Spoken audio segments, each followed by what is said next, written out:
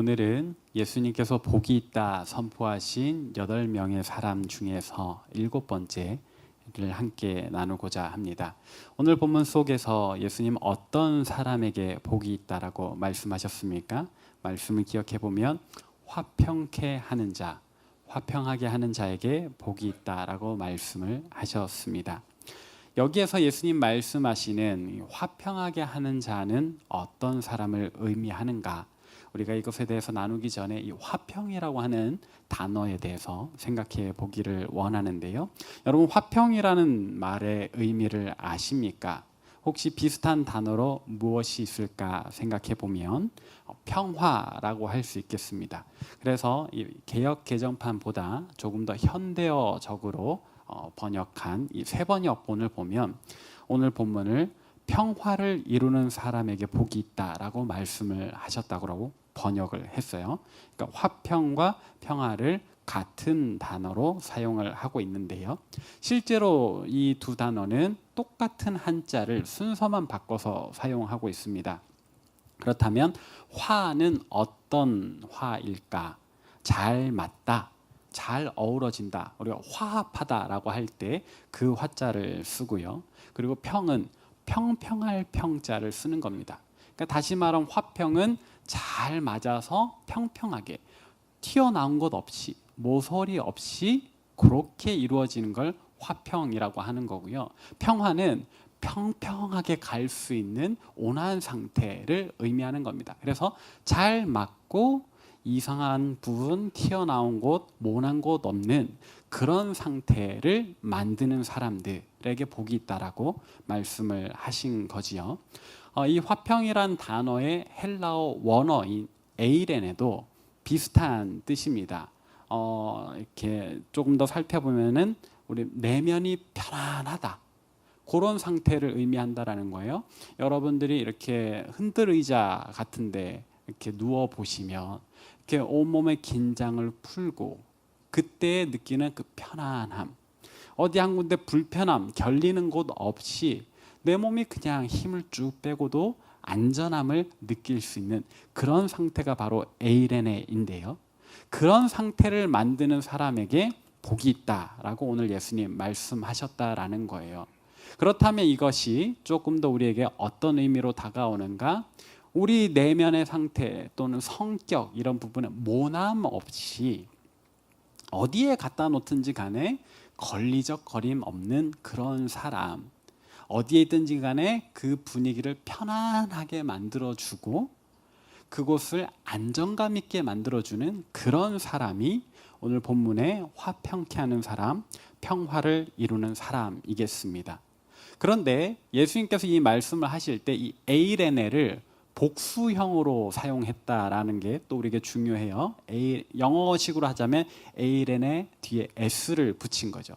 그러니까 화평의 화평을 이루는 사람이라고 하니 이게 단수형으로 쓰였다면 혼자 화평을 누리는 사람이겠고, 복수형이라면 어떤 의미일까?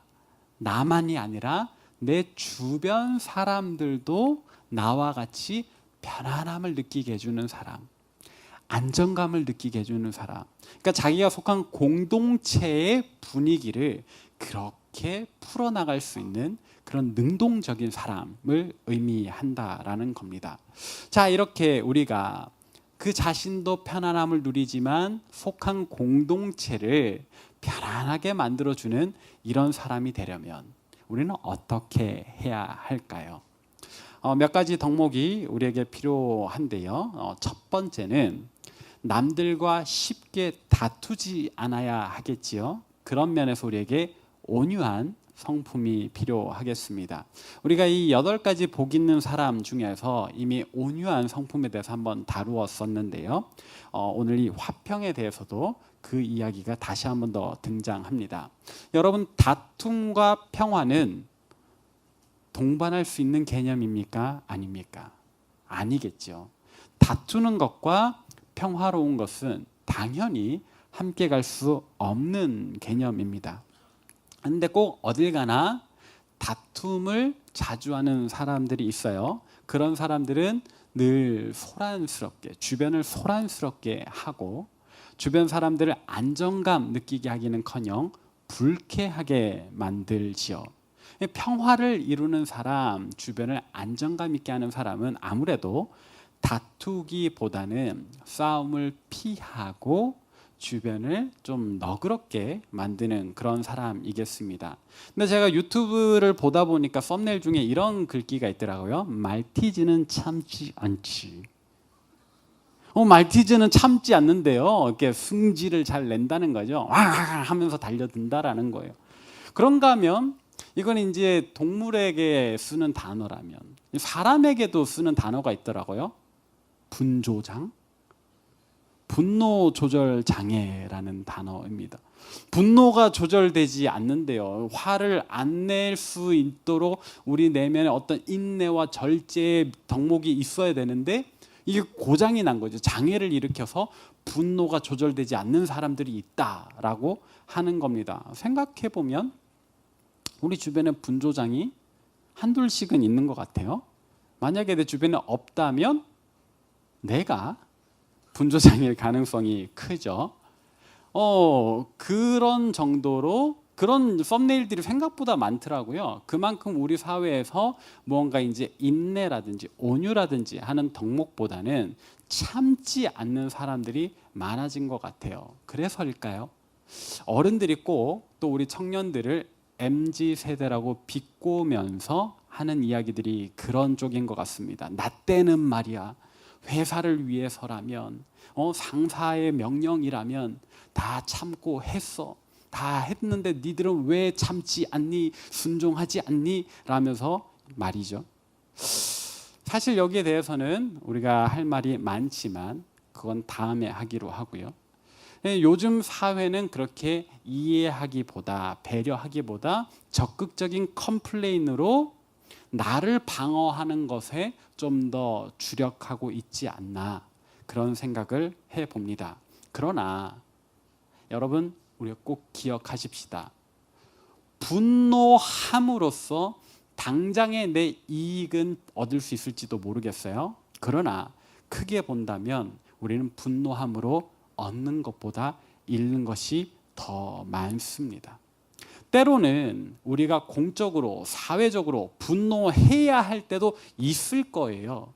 그러나 그런 일은 또 자주 일어나지는 않습니다. 더군다나 우리가 살아가는 삶의 자리에서 겪게 되는 분노할 만한 일이라는 것도 지금은 내 감정이 상하니까 마음이 상하니까 분노가 일어나지만 조금 지나고 다시 생각해 보면 그때 내가 그렇게 화낼 만한 일이었던가 하게 되는 일들이 대부분일 겁니다.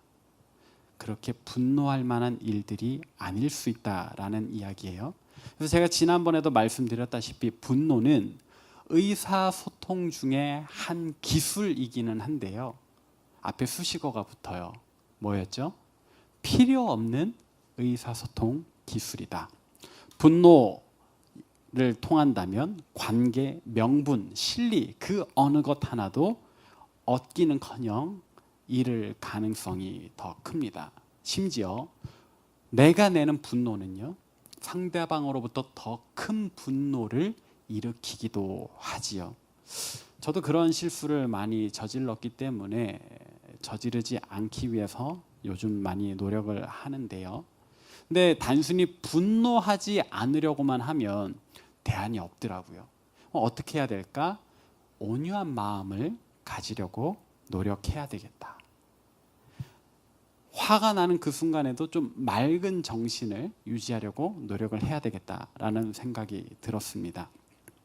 더군다나 요한복음 14장 27절에 보니까 우리 주님께서 이렇게 말씀을 하셨어요. 함께 읽어보실까요? 요한복음 14장 27절. 이게 끼치노니 곧 나의 평안을 너희에게 주노라. 내가 너희에게 주는 것은 세상이 주는 것과 같지 아니하니라. 너희는 마음에 근심하지도 말고 두려워하지도 말라. 아멘. 우리 주님께서 우리에게 무엇을 주신다고 하셨습니까? 평안을 우리에게 주신대요. 우리가 아까 불렀던 찬양 가사를 보니까 그 평안, 주님 주신 평안, 어떤 평안이라고요? 세상이 줄 수도 없고 세상이 알 수도 없는 그런 궁극적인 평안이라잖아요. 참된 평안. 그러니까 우리는 마음에 근심할 필요도 없다, 두려워할 필요도 없다. 예수님께서는 실제로 자기에게 찾아오는 병든 이들, 또 가난한 이들을 고쳐주시고 도와주시면서 어떻게 인사를 하셨냐면, 네 믿음이 너를 구원하였으니 평안히 가라 라고 말씀하셨어요. 이전에 당했던 어려운 일들, 괴로운 일들, 슬픈 일들, 아픈 일들 다 해결해 주시면서 이제는 평안히 가라, 다시는 이런 것에 매이지 마라 하면서 돌려보내셨단 말이에요. 그리고 그 평안을 저와 여러분들에게도 주신다. 이거 우리가 기억해야 될 또 한 가지인데, 이어지는 마태복음 10장 11절부터 13절 우리 같이 한번 읽어볼까요? 마태복음 함께 읽습니다. 시작. 어떤 성이나 마을에 들어가든지 그 중에 합당한 자를 찾아내어 너희가 떠나기까지 거기서 머물라. 또 그 집에 들어가면서 평안하기를 빌라. 그 집이 이에 합당하면 너희 빈 평안이 거기 임할 것이요, 만일 합당하지 아니하면 그 평안이 너희에게 돌아올 것이니라. 아멘. 예수님 뭐라고 말씀하셨어요? 전도대를 세우셨거든요. 그리고 각지로 보내시면서 너희가 어느 성이나 마을에 들어가든지 거기서 좀 지낼 만한 사람을 찾아봐라. 그리고 그 집에 머물면서 뭐 하기를 빌라고요? 평안하기를 빌라라고 하셨어요. 그러면 우리가 빈 평안이, 예수님의 그 평안이, 세상에 알 수도 없고 줄 수도 없는 그 참된 평안이 그 집에 머물 거다. 만약 그 집이 밖에 합당하면 거기 그 평안이 계속 있을 거고, 합당하지 않으면 우리에게 온대요. 그러니까 예수님께서 우리에게 평안을 주실 뿐만 아니라 이 평안을 흘려보낼 권세까지 주셨다라는 거죠. 그럼 우리는 어떤 사람들이에요? 주님 주신 그 참된 평안을 누리는 사람이고, 그 평안을 또 흘려보낼 수도 있는 사람인데, 그런 우리가 가질 성품에 분노가 어울리는가, 온유가 어울리는가? 여러분은 어떻게 생각하세요? 분노하는 마음으로 주님 평안을 누릴 수 있습니까? 분노하면서 이 평안을 흘려보낼 수 있습니까? 아니겠죠. 온유한 마음으로 이 평안을 누리겠고, 온유한 마음으로 이 평안을 흘려보내야 되는 겁니다. 그래서 참으로 예수님 주시는 평안, 그 평안의 수혜자이며 또 통로인 저와 여러분들에게는 분노는 없어야 되겠고, 온유함으로 평안함이 넘쳐야 되겠습니다. 그런데 이렇게 이야기를 하다 보면 이런 의문이 듭니다. 그러면 우리가 무턱대고 참아야 하는 걸까요? 누군가 우리를 찌르고 괴롭힐 때 온유한 마음으로, 넉넉한 마음으로 그냥 당하고만 있어야 하는 걸까요? 그렇게 한두 번 당해줬더니 우리를 우습게 보던데요, 우리를 만만하게 보던데요, 우리를 함부로 대하던데요. 때로는 우리가 그런 만만하게 여김 당해줄 수 있죠. 져줄 수도 있죠. 그러나 또 어떤 때에는 본때를 보여줘야 할 때도 있을 겁니다. 우리가 넉넉한 마음으로 어느 정도는 져주지만 그렇다고 우리를 깔보도록 가만히 있어서는 안 될 때가 있어요. 이러면 이게 충돌되는 게 아닌가. 넉넉하라면서요, 온유하라면서요, 당해주라면서요, 근데 이제는 본때를 보여주라고요? 여러분, 이 난제를 어떻게 해결할 수 있을까요? 그래서 우리에게 필요한 두 번째 덕목은 지혜입니다. 우리에게는 지혜가 필요합니다. 어떤 지혜요? 우리가 처한 상황을, 이 문제를 평화롭게 해결할 줄 아는 지혜가 필요한 겁니다.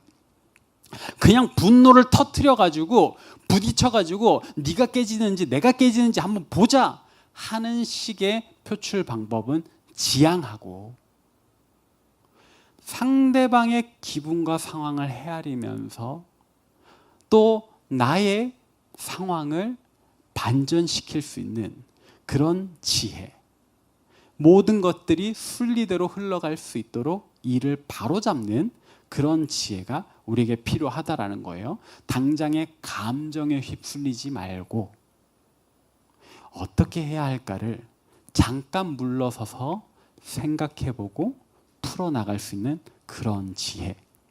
도대체 내가 당하는 이 어려움 무엇 때문인가 생각해보는 원인 분석의 지혜. 또 이 문제를 어떻게 해결하고자 하는가, 이루고자 하는 이 목적지를 설정할 수 있는, 바른 목적지를 설정할 수 있는 그런 지혜. 그럼 이 원인에서부터 가야 하는 목적지까지 어떻게 풀어나갈 것인가, 해결 방법을 찾아내는 그런 지혜가 우리에게 필요하다라는 거죠. 그래서 예수님께서도 우리에게 그냥 착하게 살아라 라고 말씀하시지 않았어요. 그럼 어떻게? 너희는 뱀같이 지혜로워야 된다. 비둘기같이 순결해야 된다. 이 순결함과 지혜로움을 같이 가져야 된다라고 말씀을 하셨던 것 같아요. 그러면 이 지혜 시작점은 어디에 있을까? 제가 좀 살아보니까요, 경험적으로 이런 지혜의 시작점은 말에 있더라고요. 어떤 말? 우리가 입으로 내뱉는 말이요. 예를 들면 이런 겁니다. 맞는 말을 해야 되지만 틀린 말을 하면 안 되죠. 맞는 말을 해야 되지만 때로는 맞는 말이라고 다 상대방이 곱게 받아들이지 않아요. 원래 맞는 말 하는 사람은 미움을 많이 당해요. 제가 그랬어요.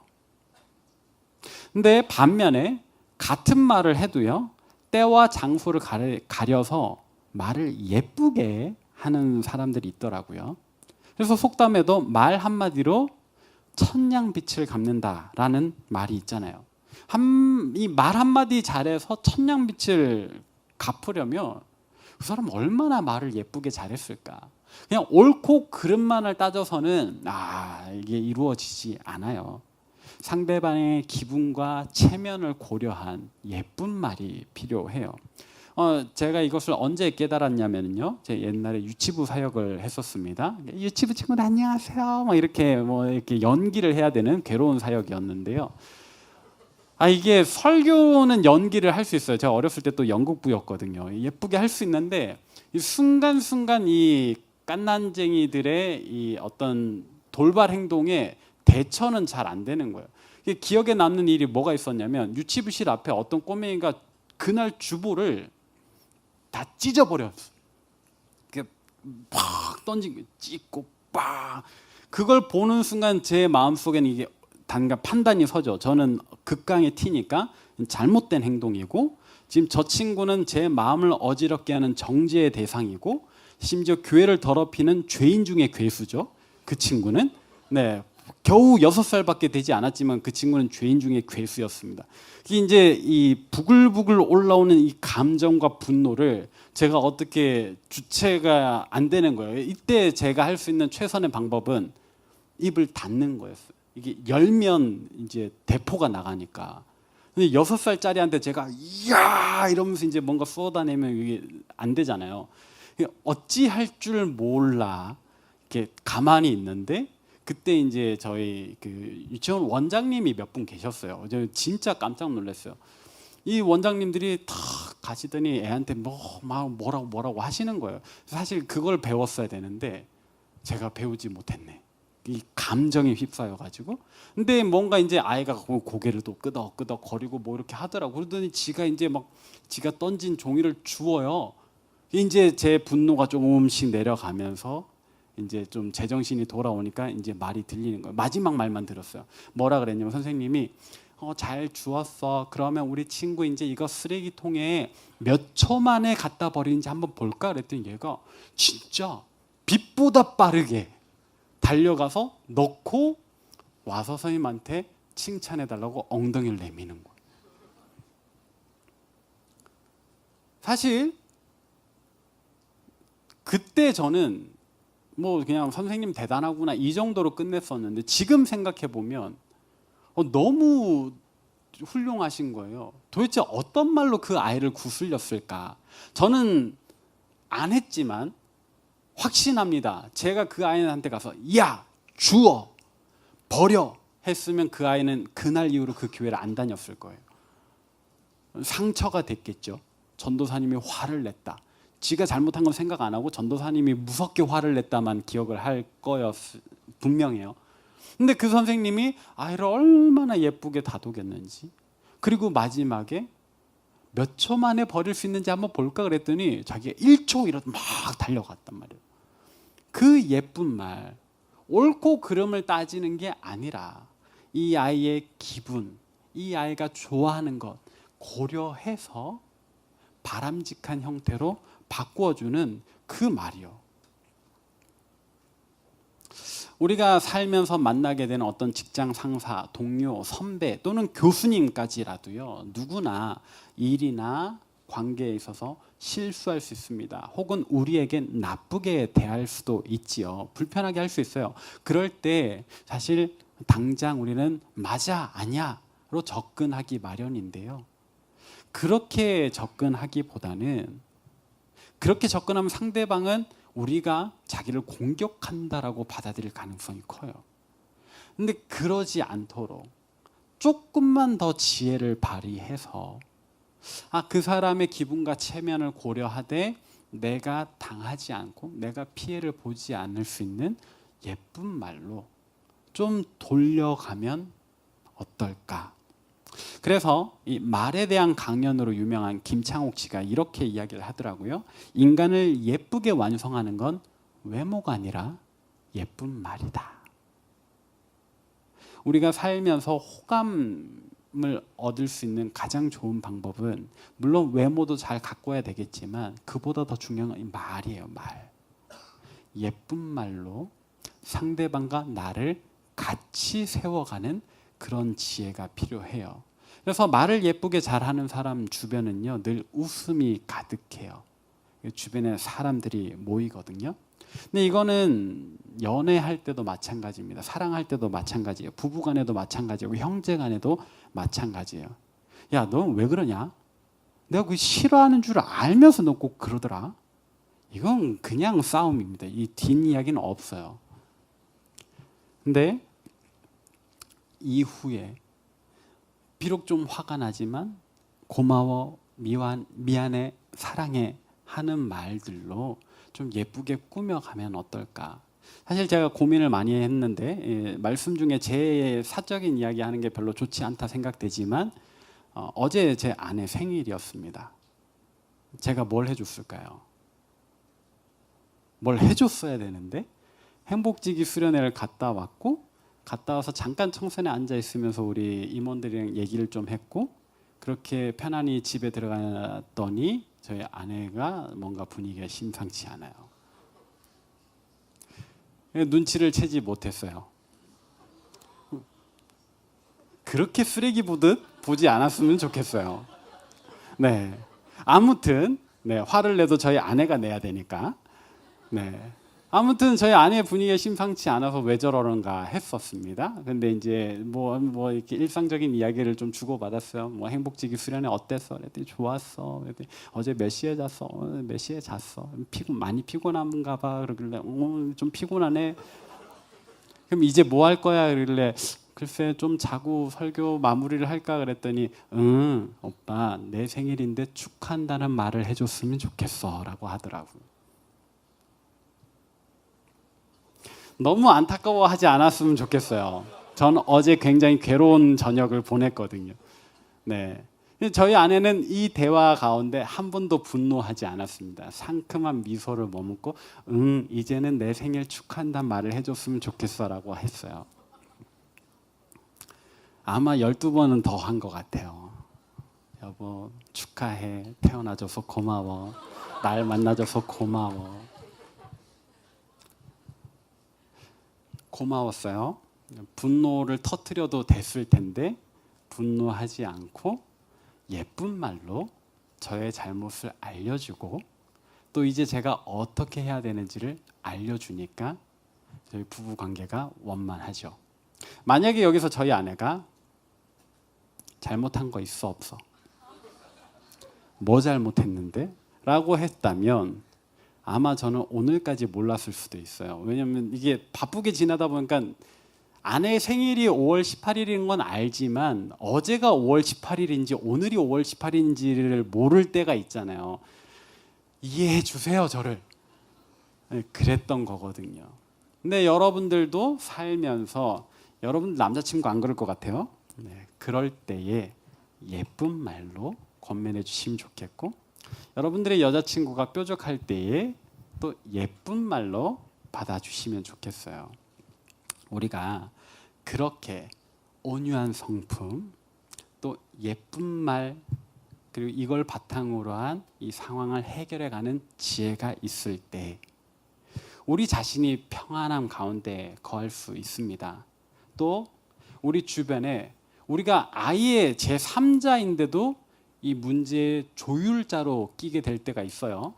둘이서 싸웠는데 각자가 와서 야, 너 어떻게 생각해? 너 누구 편이야? 그러면 어떡하실 거예요? A 편을 들어줄 거예요? B 편을 들어줄 거예요? 이때 분명한 것 한 가지는 어느 편도 들면 안 되는 겁니다. 그렇다고 야, 내 문제 아니니까 낚이지 마 할 수도 없잖아요. 온유한 마음을 가지고.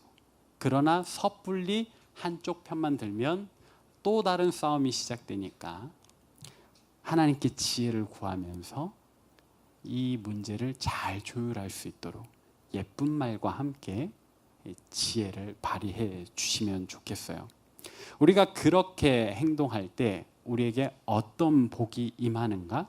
오늘 본문 말씀 보니까 예수님 말씀하시길 우리가 화평케 하는 자가 되면 우리가 하나님의 자녀라고 일컬음을 받는데요. 이미 우리는 하나님 자녀인데 세상 사람들이 우리한테 자녀라고 안 해도 하나님 우리를 자녀 삼으셨는데 무슨 소리야? 이 중요한 함의가 있습니다. 뭐냐면 우리끼리만 그렇게 생각하는 게 아니라 세상 사람들이 야, 저 사람은 진짜 내가 다른 사람들 보고는 하나님이 계신지 어떤지 몰랐는데 저 사람 보니까 하나님 계시는구나를 알게 된다라는 거예요. 야, 중혁이는 내가 다른 사람 모르겠어. 근데 중혁이 옆에 가면 편안해. 중혁이랑 대화하면 내 문제가 뭐 상황 자체는 바뀌지 않았는데도 용기를 얻을 수 있어. 내가 기분이 좋아지더라. 함께 화평함 누린다면 계속 모인다니까요, 사람들이. 그리고 중혁이 너 같은 사람들 모여 있다면 하나님 살아 계신가 보다. 그렇게 우리의 선한 행동이 하나님께 영광 돌리는, 그래서 우리가 진짜 하나님 자녀다움으로 선포되는 그들의 입으로 그런 결과가 된다니까요. 여러분, 전도도요 사실은 그렇게 하는 것 같아요. 우리가 나가서 백날 입으로만 예수님 믿으십시오 하는 것보다는 한번 이 온유한 성품으로 또 예쁜 말과 지혜로 그들을 품어주는 것이 더 강력한 힘을 발휘한다. 하나님의 살아계심을 그들이 깨닫게 한다. 또 우리 하나님 나라는 어떤 나라입니까? 이사야 11장 9절 말씀 같이 한번 읽어볼까요? 이사야 11장 9절 말씀 시작. 내 거룩한 산 모든 곳에서 해됨도 없고 상함도 없을 것이니 이는 물이 바다를 덮은 같이 여호와를 아는 지식이 세상에 충만할 것임이라. 아멘. 우리 하나님 나라는 해됨이 없고 상함이 없는 평화의 나라예요. 우리 하나님은 평강의 하나님이라고 부르잖아요. 그래서 우리가 어린이 찬송가 한 곡을 떠올려 보면은 어린아이가 독사굴에 손을 넣어도 상하지 않는다. 그런 평화의 나라가 임한다라고 해요. 우리가 그 하나님 나라를 꿈꾸며 바라며 산다면 이 땅에서 우리 주변에 먼저 이 평화를 이루어야 하지 않을까. 그래서 오늘 본문 말씀 우리에게 주어진 복 선포이면서 우리로 너희는 이렇게 살아라 말씀하시는 변화의 촉구이기도 합니다. 말씀을 정리하도록 하겠습니다. 우리 하나님 사랑의 하나님이십니다. 평강의 하나님이십니다. 우리 하나님 나라가 평화의 나라라면 우리는 그 평화의 나라의 백성답게 그 평화의 하나님의 자녀답게 우리가 먼저 예수님 주시는 이 평안함을 누리며 살아야 되겠고 또 우리 주변에도 그 평화를 전하며 전달하며 살아야 하지 않을까요? 그래서 우리 주변 사람들이 우리를 보고 어떤 말을 해야 될까? 야, 너는 왜 이렇게 맨날 화가 나 있냐? 성질 내냐? 하는 말이 아니라 넌 정말 따뜻한 사람이구나. 내가 너랑 같이 있으면 참 마음이 평안하다, 좋다 하는 그런 말 들어야 하지 않을까요? 여담인데요. 배우자도요. 그런 사람 만나세요. 승질내는 사람 아니라 온화하고 예쁜 말하며 지혜 있는 사람이요. 또 반대로요. 나도 그런 사람이 되어야 되겠지요. 온화하며 예쁜 말하는 지혜가 있는 사람이요. 그런 두 사람이 만나면 그 가정은 평화로울 수밖에 없어요. 여러분들이 꿈꾸는 그런 가정이 될 수밖에 없어요. 우리 하나님 주시는 평안함, 그 평강을 누리며 사는 저와 여러분 되시길 바라고, 우리 하나님의 그 평안을 주변에 흘려보내는 그런 화평케 하는 복 있는 사람 되시기를 바랍니다.